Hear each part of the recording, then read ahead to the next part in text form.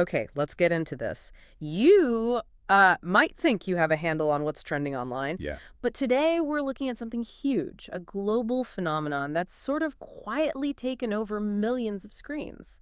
And maybe not what you'd first guess. Exactly. We're doing a deep dive into ASMR. Autonomous sensory meridian response. Right. And here's the really astonishing part. It is, right now, one of the most searched and most viewed subjects on YouTube globally. The scale is just. Yep. It's genuinely remarkable. We're not talking small numbers here. No. The data points to over 48 million searches Yeah. every month on YouTube, Yeah. worldwide. Wow. That's a massive amount of people actively looking for this stuff. Mhm. And it's not just people searching. Think about the creators, millions of channels dedicated just to ASMR. Millions. Millions. And some individual videos. We're talking over 100 million views on a single video. 100 million views. That really makes you stop and think, doesn't Yeah, it? it does. So for you listening, our goal today, our mission really, is to cut through all that and help you understand this, well, this massive global thing. Yeah, figure out what are people actually watching. And maybe the bigger question, why? What is it about ASMR that connects with so many people so powerfully? Mm-hmm. Because the immediate appeal, the thing you hear most often, is its use for relaxation, Definitely. like a sleep aid or just general stress relief. That's a huge driver. So we're going to explore the different kinds of ASMR content, which is surprisingly diverse, actually. It really is. And then dig into the reasons why it's just, gone completely viral. And that diversity is really key, I think. Mhm. It's not just like one sound. Right. It's a whole universe of sensory experiences, Yeah. all designed to trigger those calming responses. Yeah, the meridian response part. Exactly. That unique feeling, often it's described as a deeply relaxing, tingling sensation. Oh, tingles, yeah. Usually starts on your head, maybe moves down your neck, your spine. Millions of people report feeling that. And that's what makes it distinct, right? It's the core experience they're often seeking.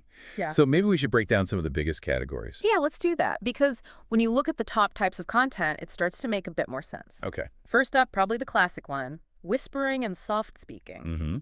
The quintessential ASMR sound for many. This is likely what most people picture first, just calm, hushed voices. Right. The idea is to help people relax, maybe fall asleep. It's all about those gentle, sort of intimate vocal sounds. Yeah. And it's not just that it's quiet. There's something about the non-threatening nature of a whisper. Intimacy, maybe. Exactly. It can create this feeling of safety, like a personal connection, which is, quite a contrast to the noise of everyday life. Good point. Then you've got tapping and scratching. Ah, yes. Another very popular one. This is where creators use their nails or maybe brushes, different objects, Mm-hmm. to make these really precise, often rhythmic sounds. Yeah, it's less about the visual sometimes and much more about that deliberate sound, that auditory stimulus. Okay, and next, we see a lot of role-play ASMR.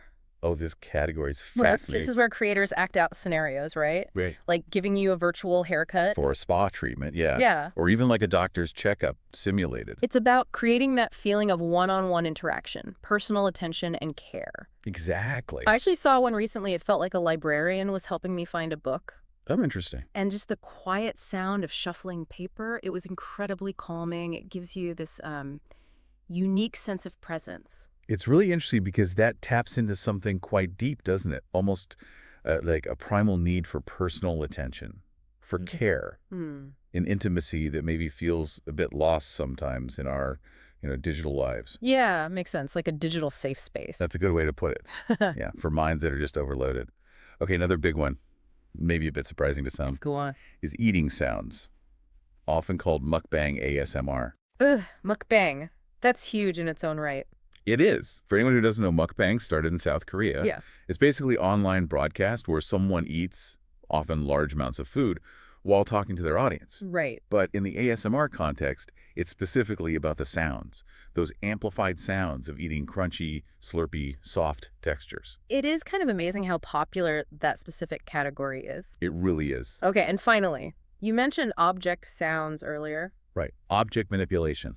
Think about sounds from things like slime Oh yeah, slime videos are everywhere. or kinetic sand, paper crinkling, folding towels. It's that satisfaction, isn't it? Both watching and hearing objects being handled really gently. Exactly. The visual and the auditory working together. So, okay, we've covered a lot of ground there. Whispering, tapping, role plays, eating sounds, playing with objects. Quite the mix. Definitely diverse. Which brings us back to the big question, why? What's driving this huge global trend? Well, the why starts to become much clearer when you think about, well, us, modern life. Stress. Incredibly stressful for many people. We're seeing folks increasingly dealing with demanding lifestyles, and they're actively searching for ways to cope. Something accessible. Accessible, immediate, calming content. Yeah. And ASMR offers that. It's like a readily available antidote to some of that stress. Mm-hmm. But beyond just general stress relief, it seems to tap into something more fundamental, maybe. A universal human need for, like, gentle sensory input. Non-threatening input. Exactly. Yeah. In a world that often feels very loud, very chaotic, very demanding, ASMR offers the opposite. And it works everywhere, doesn't it? That's the other remarkable thing. It crosses language barriers. Absolutely. That's a huge factor in its global reach. Yeah. ASMR works across cultures because it's not really about the words. It's about the sound. It communicates through that universal language of sensory experience. You don't need to understand, say, Korean or Spanish to feel calmed by tapping sounds or a soft whisper. Yeah, that makes it truly universal content. And then you add in how we consume content now. Short-form video. Exactly. Short-form ASMR clips are just exploding on platforms like YouTube Shorts, You TikTok. see them everywhere. Yeah, these little bite-sized snippets, they're really engaging, easy to share. And they pull people in. To pull people in and then often drive them toward the full-length videos. It creates this really powerful viral loop, Introducing more and more people to it. constantly expanding the audience. Okay, so let's try and wrap this up a bit. Pull it all together. Sure. What we've basically seen is that ASMR is, well, it's an enormous global thing, Undeniably. driven by the surprising range of content. You've got the intimate whispering, rhythmic tapping, the nurturing role plays, those satisfying eating sounds, handling objects. Full spectrum. And the core reasons it's just rocketed in popularity seem pretty clear now. Yeah, I think so. 1, it offers genuine stress relief for people. 2, its appeal is universal. It works through sound, not language.